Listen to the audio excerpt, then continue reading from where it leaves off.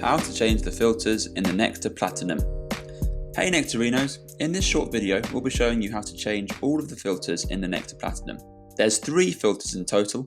One of them is the chamber, which stops any ground material clogging the air holes, and 2 of them are placed in the cooling unit, which stops ground material entering the mouthpiece when vaping.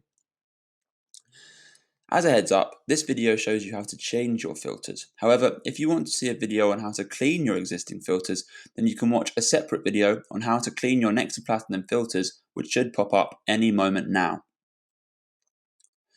Chamber filter.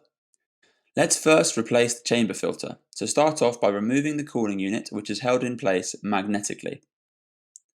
Then we'll want to use the picking tool from our accessories, so just remove the foam holder from the box and then the paper accessory cover.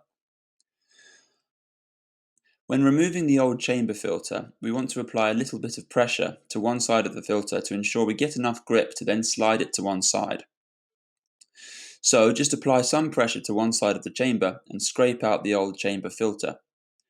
We can place the old chamber filter to the side and grab a new one from the filter kit in the accessory box.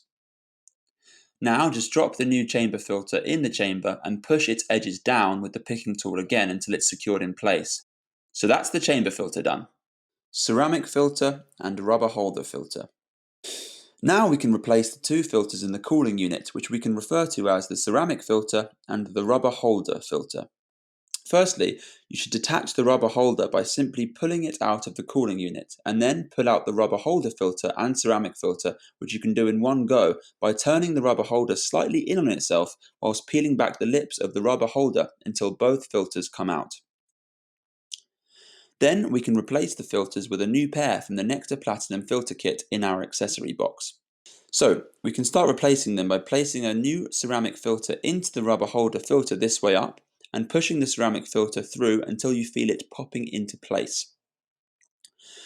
Once that's in, you can push the rubber holder into place by pulling over the rubber lips of the rubber holder.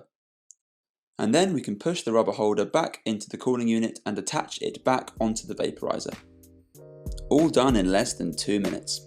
Thanks for watching, guys, and remember to subscribe to stay tuned with our latest videos. Until then, be good, and if you can't be good, be careful.